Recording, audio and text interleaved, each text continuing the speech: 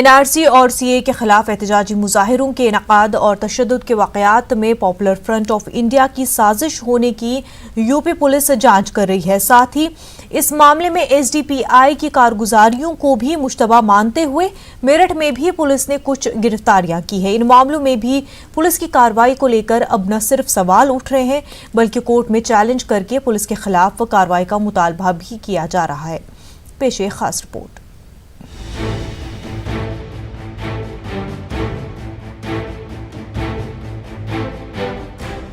NRC और CAA के खिलाफ मुजाहिरों के दौरान उत्तर प्रदेश के मुख्तलिफ शहरों में हुए तशद्दुद के वाक़यात में पीएफआई की साजिश की जांच कर रही पुलिस इस मामले में एसडीपीआई की शमूलियत और किरदार की भी जांच कर रही है। मेरठ में पुलिस ने एसडीपीआई से वाबस्ता कई अफराद को गिरफ्तार किया और जेल भेज दिया। इस मामले में पुलिस का क्या कहना है, पहले आप ये सुनिए। पीएफआई और एसडीपीआई से जुड़े हुए 4 लोगों को मेरठ पुलिस ने गिरफ्तार किया है। साथ ही कुछ समय पूर्व ही इनके कार्यालय पर भारी मात्रा में आपत्तिजनक सामग्री, पर्चे, पोस्टर, बैनर थे जिसको नौचंदी पुलिस द्वारा जब्त किया गया था। उसमें गिरफ्तारियां ये की गई थी। इसके पश्चात दंगों में भी इसकी कुछ भूमिका आ रही थी। उस आधार पर भी विवेचना में सारी चीज़ें शामिल की गई हैं। इनके खिलाफ जो भी FIR लिखा गया है उसकी SIT बनाई गई है जिसके द्वारा इन्वेस्टिगेशन की जा रही है। वहीं इस मामले में गिरफ्तार एसडीपीआई के मकामी मेंबर हाशमी और नूर मोहम्मद के वकील के मुताबिक दोनों अफराद को पुलिस ने 16 दिसंबर को ही उनके ऑफिस से गिरफ्तार कर लिया था, लेकिन मामला 20 दिसंबर के तशद्दुद का दर्ज करके जेल भेज दिया गया। इसी मामले को लेकर एसडीपीआई ने कोर्ट में इस्तिगासा दाखिल किया और गैर कानूनी तरीके से हिरासत में रखने और झूठे मामले में जेल भेजने को लेकर पुलिस पर कार्रवाई का मुतालबा किया। 16 दिसंबर को एसपी सिटी, SHO नौचंदी और उनके साथ जो पुलिस अफसरान थे शास्त्री नगर से जीप में डालकर ले गए। इसी अब्दुल मुईद हाशमी को जो 20 तारीख में यहाँ एजिटेशन हुआ है उसमें मुलजिम दिखाते हुए 24 तारीख में उसको मुलजिम बना दिया। वो जेल में है, जबकि 24 तारीख से 6-7 दिन पहले हम ऑनरेबल स्पेशल जज मेरठ के यहाँ कंप्लेंट फाइल कर चुके थे। एनआरसी और सीए के खिलाफ एहतजाजी मुजाहिरों से वाबस्ता मामलों में उजागर हो रही पुलिस की कार्रवाई और तौर तरीकों को अब कोर्ट में भी चैलेंज किया जा रहा है, जिसका कोर्ट में सामना करना पुलिस के लिए टेढ़ी खीर साबित हो सकता है। न्यूज़ 18 उर्दू के लिए मेरठ से तंजीर अंसार की रिपोर्ट। कानपुर के मोहम्मद अली पार्क में शाहीन बाग की तर्ज पर 7 जनवरी से शहरियत कानून और एनआरसी के खिलाफ मुजाहिरा शुरू हुआ, लेकिन बाज़ वजूहात की बिना पर 13 जनवरी को इसे ख़त्म करने का ऐलान किया गया। लेकिन इन मुजाहिरों में शिरकत करने वाली ख़वातीन ने हार नहीं मानी और एहतजाज को जारी रखा। उनका एहतजाज अब भी जारी है। कानपुर में लगातार बारिश हो रही है, इसके बावजूद उनके हौसले पस्त नहीं हुए हैं। उनका कहना है कि लगातार उन्हें धमकियां मिल रही हैं कि अपना एहतजाज ख़त्म कर दे। जितना भी आप देख रहे हैं ना, जितना थोड़ा बहुत भी इंतजाम हम कर पाए वो सब हम औरतों ने किया है। और ये जो जिम्मेदारी है ये सब हम औरतें, अब सारी जितनी आवाम दिख रही खुद अपने ऊपर जिम्मेदारी ले रही है। प्रशासन यहाँ के जो एडीएम है वो बहुत ही बदतमीजी से हमारे साथ बिहेव कर रहे हैं और हम लोग को यहाँ से हटने के लिए बोल रहे हैं। प्रशासन भी वही कर रही है जो ऊपर से उन्हें कहा जा रहा है, और ऊपर वाले क्या चाहते हैं ये तो आपको भी पता है। 1 इंच पीछे ना हटने की कसमें खाते हैं। सरकार ये नहीं होती है। जो इंसान 1 इंच पीछे ना हटने की कसम खा रहा है वो क्या सोच रहा है भाई? ये आम जनता जो पब्लिक सड़कों पे बैठी है, जब आप हमसे वोट लेके वहाँ गए हो, हमारी नहीं सुन रहे हो, तो आपसे क्या उम्मीद करें? ये प्रशासन भी उन्हीं की उंगलियों पे नाच रही है। नागरिकता देने का कानून है, नागरिकता लेने का कानून नहीं है, तो फिर इसमें एक धर्म विशेष को बाहर क्यों रखा गया है? अगर आप इतने ही ज़्यादा आपके अंदर दया भाव है कि आप बाहर के लोगों को लाकर अपने यहाँ की नागरिकता देंगे और एकता, तो यहाँ पर ये सब क्यों हो रहा है? ये और जबकि भारत के राष्ट्रपति फखरुद्दीन अली अहमद के घर वाले एनआरसी लिस्ट से बाहर हैं, जो असम की मुख्यमंत्री रह चुकी है उनके घर वाले बाहर हैं या वो खुद भी बाहर हैं, तो फिर हम लोग कौन सी कैटेगरी में आते हैं? अलीगढ़ मुस्लिम यूनिवर्सिटी में कई दिनों से तलबा के दिलों में चल रहा गुबार आज उस वक्त सामने आ गया जब किसी बात को तलबा यूनियन के साबिक नायब सदर मोहम्मद नदीम अंसारी की प्रॉक्टर प्रोफेसर हफीफुल्लाह से तकरार हो गई। बात इतनी बड़ी कि तलबा लीडर ने जूता हाथ में लेकर लहराया। ये पूरा मामला एएमयू के बाब सैयद का है, जहां एएमयू प्रॉक्टर उस वक्त मौजूद थे जब तलबा नमाज के बाद एहतजाज की तैयारी कर रहे थे। इसी दौरान तलबा लीडर से कहा सुनी हुई और हवा में जूता लहराया गया। तलबा लीडर का कहना है कि ऐसे लोगों को कैंपस से बाहर निकाल देना चाहिए। इन लोगों का बाइकआउट होना बहुत ज़रूरी है। अगर आप जैसे वीसी साहब जो 15 तारीख में मामला हुआ, 15 तारीख से पहले मैंने 29 तारीख में एक पोस्ट लिखी, जनरल डायर की जनाजे की नमाज़ पढ़ाई जाए क्या, उसके ऊपर क्वेश्चन मार्क बनाया। उसको लेके वो नहीं आए, लेकिन उन्हें जनरल डायर वाली बात इतनी चुप गई वो धरने पर आके कह रहे हैं कि फ़ोटो किसका है और फिर जनरल डायर कहा जा रहा है। मैं जनरल डायर नहीं हूँ, तो मैं कहना चाहूँगा आप जनरल डायर थे, आप जनरल डायर हैं, आप जनरल डायर रहेंगे, क्योंकि उसके अंदर एक बच्चे का हमारा हाथ गया है पूरी तरीके से और 2-3 लड़के उसके अंदर इंजर्ड हुए हैं, वो आप ही के फेल्यूर की वजह से हुए हैं। अलीगढ़ मुस्लिम यूनिवर्सिटी टीचर्स एसोसिएशन के जरिए एक मुज़ाकरा मुनक्किद किया गया जिसमें मारूफ अदीब प्रोफेसर अपूर्वा आनंद और सहाफ़ी कुर्बान अली ने शिरकत की। दोनों ही मुकर्रिरीन ने हुकूमत को तनकीद का निशाना बनाते हुए कहा कि जिस तरह से हुकूमत ताकत का गलत इस्तेमाल कर रही है वो मुनासिब नहीं है। आज अवाम से उनके जमहूरी हकूक़ को छीना जा रहा है। इस मौके पर तलबा के जरिए शुरू की गई तहरीक की सताइश की गई और कहा कि नौजवान ही वो ताकत है जिसके आगे हुकूमत झुक सकती है।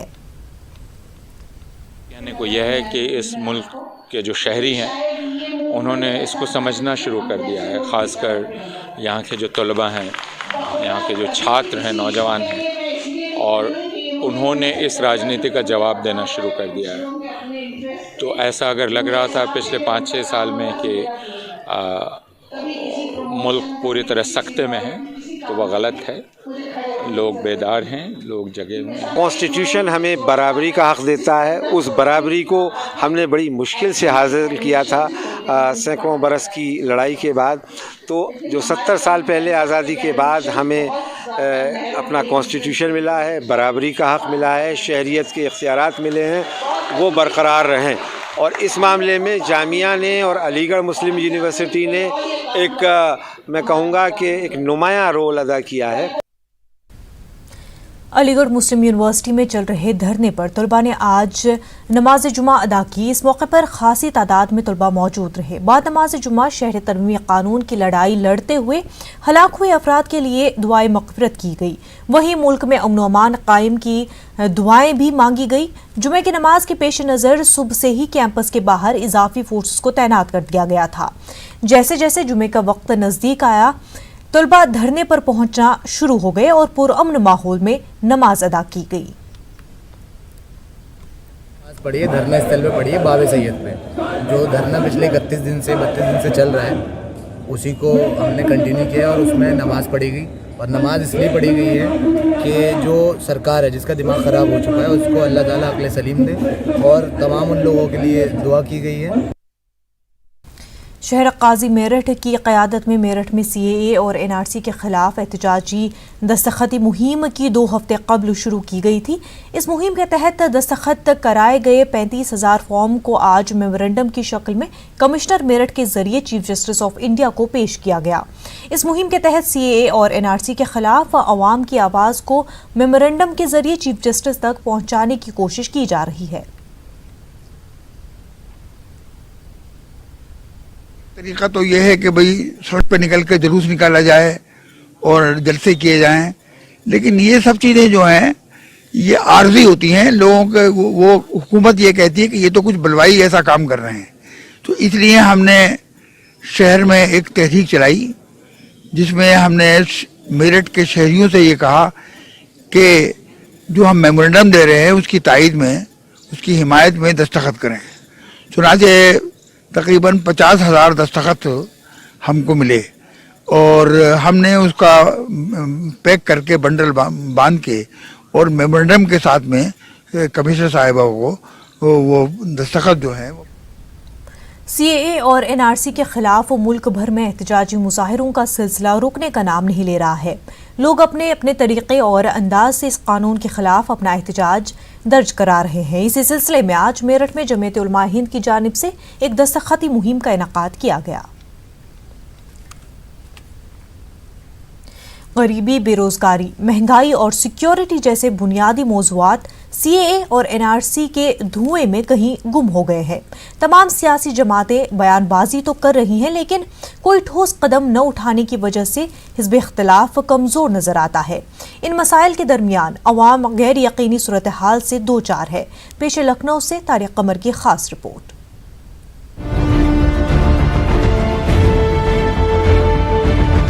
बीजेपी कहती है सब कुछ ठीक है। अवाम की अक्सरियत और अपोजिशन दोनों की राय ये है कि मुल्क बदतरीन दौर से गुजर रहा है। इल्जाम तराशियों का सिलसिला जारी है। साथ ही बरसरे इक़्तिदार जमात के लोगों की जिद और दावेदारी भी पहले की तरह है। सड़कों पर उतरकर मुल्क के आईन और दस्तूर की लड़ाई लड़ रहे लोग किन मसाइल से दो चार हैं, ये सभी जानते हैं, समझ भी रहे हैं। हाँ, समझकर बहुत खूबसूरती से नजरअंदाज भी कर रहे हैं। और उत्तर प्रदेश में मामला कुछ ज्यादा ही नाजुक है। कुल मिलाकर मौजूदा उत्तर प्रदेश सरकार में अधिकारी नियंत्रण के बाहर हैं। वो अपनी मनमानी कर रहे हैं और जिस तरह से उनका राजनीतिक दुरुपयोग हो रहा है उससे भी उनकी महत्वाकांक्षाएं बढ़ी। कि हमने कभी किसी से भेदभाव नहीं किया, उसको लेकर के लोग निकले हैं। पहले तो संविधान को नहीं मानती सरकार, संविधान में जो व्यवस्था है जहाँ भेदभाव नहीं है उसकी भी परवाह नहीं कर रही है। हमारी मांग है सरकार से कि जिस तरीके से पुलिस की गोली से लखनऊ में, राजधानी में एक इंजीनियर की जान गई थी, जो मदद आपने की थी उतनी ही मदद इन परिवार के लोगों को होना चाहिए। यहाँ दलितों, आदिवासियों, अति पिछड़े वर्गों, मुस्लिम व अन्य धार्मिक अल्पसंख्यकों को ही झेलनी पड़ती है, क्योंकि इन्हीं वर्गों के लोग ज़्यादातर गरीब, मजदूर, श्रमिक, खेतीहर व किसान आदि होते हैं। कोई कहता है आईन और कानून नाम की कोई चीज प्रदेश में नहीं। अक़लियतों, बिलखुसूस मुसलमानों और दलितों पर होने वाले मजालिम का एतराफ़ भी सब जमातें और तंजीमों के लोग करते हैं, लेकिन हल किसी के पास नहीं। हिज़्ब इख्तिलाफ इस बार जितना कमजोर नजर आता है पहले कभी नहीं देखा गया। कांग्रेस और समाजवादी पार्टी खुले तौर पर बीजेपी को मुस्लिम और गरीब मुखालिफ करार देती हैं, लेकिन मायावती कहीं न कहीं अपनी गुफ्तगू में मुहतात जरूर नजर आ रही हैं और एहतियात से लोग मुतमईन नहीं। ये सब बयानबाजियां अपनी जगह, लेकिन बीजेपी हाईकमान से लेकर नीचे तक सब लोगों की जबान और हठधर्मी कमोबेश एक जैसी है। कोई कुछ कहे वो हर बात को साजिश ही करार देते हैं। कुछ राजनीतिक पार्टियों, विशेष तौर से कांग्रेस पार्टी हो, समाजवादी पार्टी हो या अन्य और पार्टियां हो, कम्युनिस्ट पार्टीज हैं, उन्होंने अफवाहों के माध्यम से अमन को अगवा करने का जो षड्यंत्र रचा है, अफवाहों के माध्यम से शांति को हाईजैक करने का जो षड्यंत्र रचा है, वो पूरी तरह से दिन ब दिन बेनकाब हो रहा है। एक हसास तबका ये भी मानता है कि लोगों के एहतिजाज और मुजाहरे सही हैं, लेकिन सियासी पार्टियां अपनी जिम्मेदारियां बखूबी नहीं अदा कर पाईं। न तो सियासी जमातों ने सड़कों पर उतरकर लोगों का साथ ही दिया और न ही मुख्तलिफ मुहाजों पर हुकूमत को इन मसाइल को हल करने के लिए मजबूर किया। न्यूज़ 18 उर्दू के लिए लखनऊ से तारिक कमर की रिपोर्ट।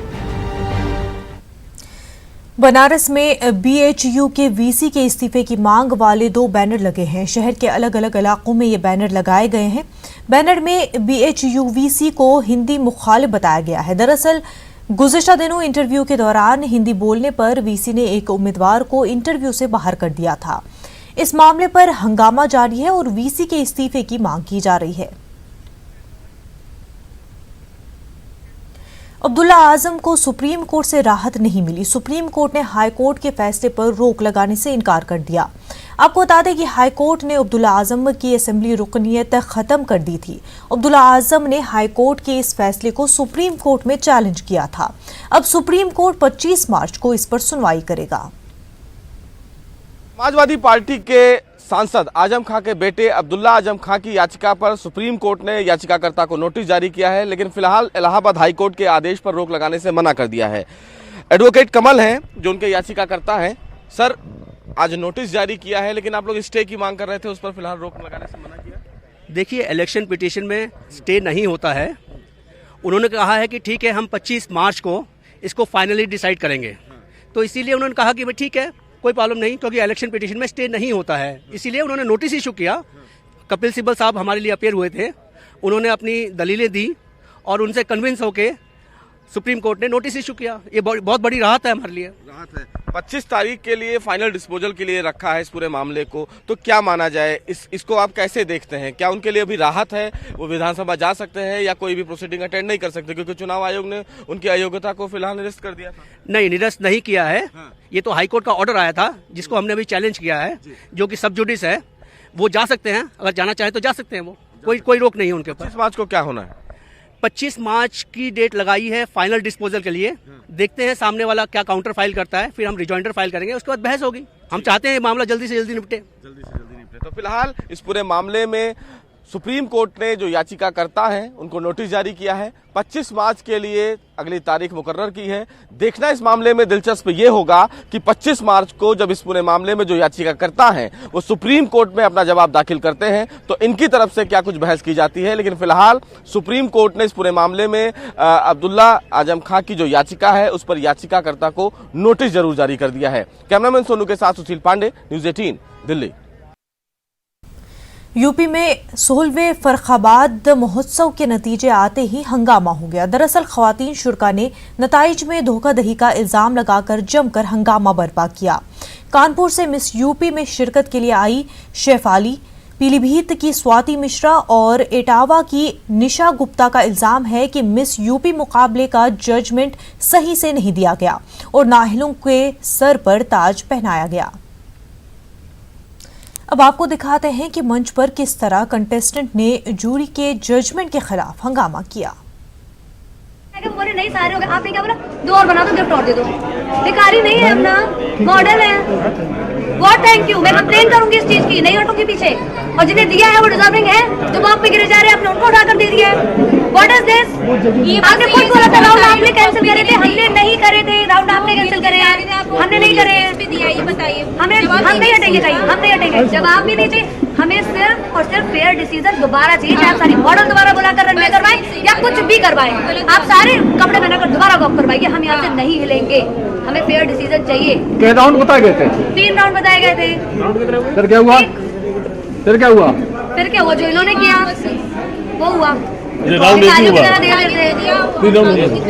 वही हो रहा वो समय उसकी वजह से क्या मामला शर्मा जी क्यों? बुलंदशहर में हुए एक सड़क हादसे में करीब 15 अफराद जख्मी हो गए हैं। यह हादसा बस और ट्रक के आमने सामने टक्कर के नतीजे में पेश आया।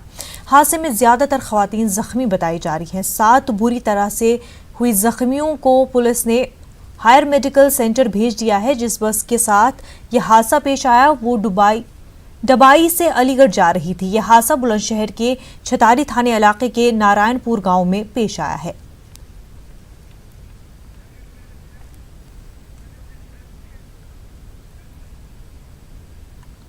नाज़रीन, वक्त हो गया है बिहार की खबरों का, तो नजर डालते हैं सुर्खियों पर।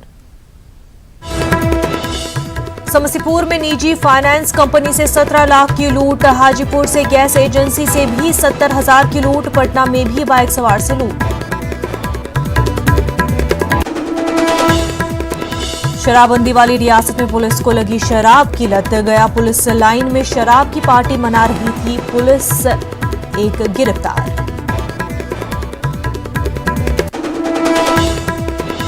पटना में बीएसएससी दफ्तर में उम्मीदवारों का हंगामा। पुलिस ने नोक-झोंक। ग्रेजुएशन का रिजल्ट नहीं आने से नाराज हैं तलबा। महेंद्र सिंह धोनी में अभी बाकी है बहुत क्रिकेट। बीसीसीआई के फैसले से रांची के क्रिकेट शायकीन में मायूसी। दोस्त को उम्मीद दमदार वापसी करेंगे माही। बिहार के मुंगेर एक शख्स ने मां, बीवी और 3 बेटियों को किया कत्ल। खुद भी छत से लगाई छलांग।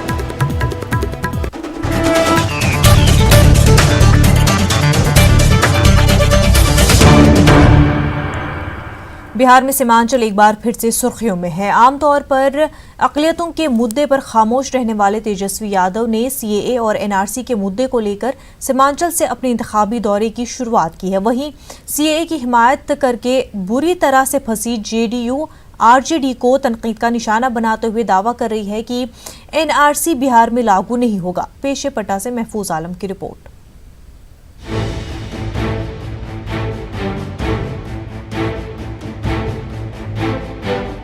एनआरसी बिहार में लागू होगी या नहीं ये तो नहीं मालूम, लेकिन इस मुद्दे पर कई सियासी पार्टियों की दुकान जरूर चलेगी और बिहार का असेंबली इंतखाब सीए की हिमायत और एनआरसी को लागू नहीं करने का नारा लगाते हुए खत्म हो जाएगा। कई सालों से मुसलमानों के मसले पर सोया हुआ अपोजिशन अचानक हरकत में आ गया है। अपोजिशन लीडर तेजस्वी यादव को मुसलमानों की याद ऐसी सताने लगी है कि वो सीमांचल पहुंच गए हैं। सीमांचल में ताल ठोक कर कहा कि एनआरसी को लागू नहीं होने देंगे। वहीं तेजस्वी के दौरे पर रियासत में सियासत गर्म है। बरसरे इख्तियार पार्टी ने भी कह दिया है कि बिहार में एनआरसी लागू होने का सवाल ही नहीं है।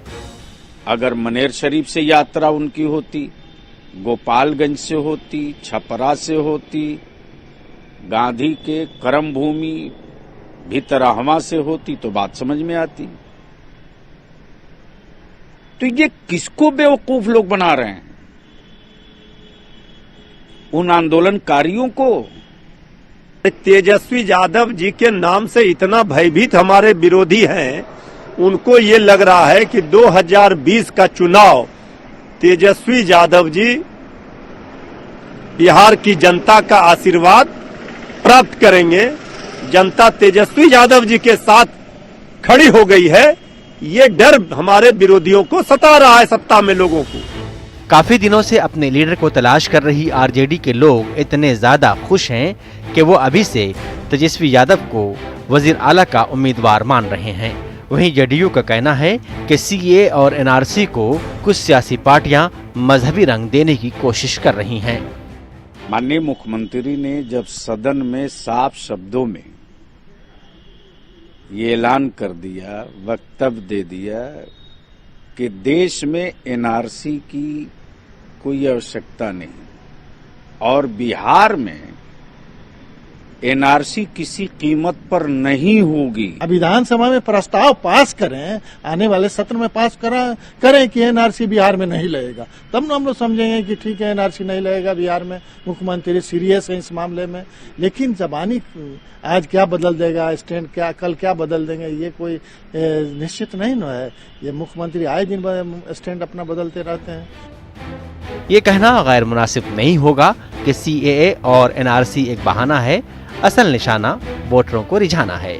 न्यूज़ 18 उर्दू के लिए पटना से महफूज आलम की रिपोर्ट। हाजीपुर में बदमाश और शरपसंद अनासर लगातार पुलिस के लिए एक चैलेंज बने हुए हैं। सदर थाने के दिगी इलाके में बदमाशों ने रुकन पार्लियामेंट अजय निशाद की गैस एजेंसी के मुलाजमों से लूट मार की। बताया जा रहा है कि मुसल्ला बदमाश रुकन पार्लियामेंट की गैस एजेंसी से करीब 70,000 लूट कर फरार हो गए। बदमाशों ने गैस एजेंसी के मुलाजमीन की पिटाई भी की। पुलिस इस मामले में छापेमारी का दावा कर रही है, हालांकि अभी तक पुलिस के हाथ खाली हैं। घटना हुआ कि गैस बांट के हम बैठे हुए थे, आया लोग बाइक से 3 लड़का, ब्लैक कलर का बाइक था, होंडा शाइन गाड़ी था, आया बस वो काटा सटाया या एगो पीछे से मार रहा था, एगो पैसा निकाल रहा था। कितना पैसा लगेगा? 70 से ऊपर था सर। हाँ, कितने कर्मचारी थे आप? 2 आदमी थे। घटना इसके साथ हुआ, ये गैस एजेंसी का पेट्रोल गैस बांट रहे थे और पैसा जमा कर रहे थे अपने पॉकेट में। कहाँ पे सर? ये दिघी पुल जो है उस ओवर ब्रिज के नीचे अपना गाड़ी लगा करके और गैस बांटते थे, वहाँ पर पैसा जमा कर लेते थे। और उसी क्रम में महुआ, जैसे बता रहे हैं कि महुआ के इधर से एक बाइक पर 3 आदमी आया और गाड़ी लगाया और तीनों के हाथ में हथियार था और इनसे कहा पैसा निकालो। इसमें इसके सर में जिसे बोल रहा है, सर में पिस्टल सटा दिया और मारा भी, और फिर बाद में नहीं देने लगा, जोर से मारा, जिसका सर फट गया और उसके बाद इसका पैसा वैसा भी छीन लिया, सब ले लिया पैसा। कितना पैसा लेकर के ये बता रहे हैं लगभग 70,000 रुपया। गया पुलिस लाइन में शराब की पार्टी के दौरान पुलिस ने दबिश दी। पुलिस लाइन में छापेमारी के बाद कोहराम मच गया। अपने बड़े अफसरों को देखकर नशे में डूबे हुए पुलिस एहलकार भागने लगे, जिसमें एक जमादार को नशे की हालत में गिरफ्तार कर लिया गया। पुलिस के मुताबिक 5 पुलिस एहलकार पुलिस लाइन में शराब की पार्टी कर रहे थे। नशे में फरार हुए पुलिस एहलकारों की तलाश जारी है। कल रात में जो है गया में कई सीनियर ऑफिसर्स द्वारा जो है पुलिस लाइन में जांच की कार्रवाई की थी। जांच के क्रम में जो है 4 लोग एक जगह जो है शराब पीते हुए पाए गए, जिसमें से 3 व्यक्ति भाग गए। 5 लोग पाए गए, 4 व्यक्ति भाग गए, 1 व्यक्ति की गिरफ्तारी हुई है। बाकी जो 4 इस संबंध में रामपुर थाने में प्राथमिकी अंकित की गई। सर वो व्यक्ति कौन है? पुलिस विभाग के या फिर बाहरी? सिविल जमादार हैं एक उसमें, और 3 अन्य पुलिसकर्मी हैं, 1 रिटायर्ड पुलिसकर्मी है। क्या सरकार कार्रवाई? 20 जनवरी को वज़ीर-ए-आज़म मोदी दिल्ली के तालकटोरा स्टेडियम में तलबा से इम्तहानात पर चर्चा करेंगे। परीक्षा पर चर्चा प्रोग्राम में हिस्सा लेने के लिए समस्तीपुर के तलबा और तालिबात को भी शिरकत की दावत मिली है, लिहाजा यहाँ के तलबा और तालिबात में काफ़ी जोश खरोश देखा जा रहा है। 9वीं दर्जे की तालिबा प्रिया सुमन से हमारे नुमाइंदे मुकेश ने बात की। 20 जनवरी को दिल्ली के तालकटोरा स्टेडियम में प्रधानमंत्री नरेंद्र मोदी परीक्षा पर चर्चा करेंगे और इसमें समस्तीपुर के 6 छात्र भाग लेने के लिए जा रहे हैं। वहां से इन्हें आमंत्रण आया है। प्रिया सुमन है हमारे साथ, जिन्हें वहां से बुलावा आया है, आमंत्रण आया है। हम इनसे जानना चाहेंगे कि कैसा लग रहा है परीक्षा पर चर्चा में भाग लोगे। आज मैं बहुत खुश हूँ क्योंकि पीएम मोदी से मिलना कोई छोटा बात नहीं है। ये मेरे लिए बहुत बड़ा अपॉर्चुनिटी है। अभी तक तो मैंने बहुत सारे क्वेश्चन मेरे माइंड में आया है, लेकिन मैं ये सोच रही हूँ कि एग्जामिनेशन का जो हम लोग का पैटर्न है उसमें थोड़ा चेंजिंग आना चाहिए, क्योंकि ये सिर्फ रटाया चीज़ से किसी को हम लोग ये नहीं देख सकते कि वो कितना अंदर से कितना टैलेंटेड है। तो मुझे लगता है कि थोड़ा अगर इसमें फिजिकल एक्टिविटी कुछ दिया जाए तो ज़्यादा अच्छा रहेगा। काफी उत्साह है वहां जाने वाले बच्चों का। प्रिया सुमन भी काफी तैयारी की है, प्रधानमंत्री से सवाल भी करनी है इन्हें, उसकी भी तैयारी की है। और दिल्ली के तालकटोरा स्टेडियम में जब वहां पहुंचेंगे, प्रधानमंत्री से रूबरू होंगे, तो वह वक्त इनके लिए काफी गौरव भरा क्षण होगा। Mukesh Kumar, news 18 network, Samastipur. Bulletin में फिलहाल इतना ही। आदाब।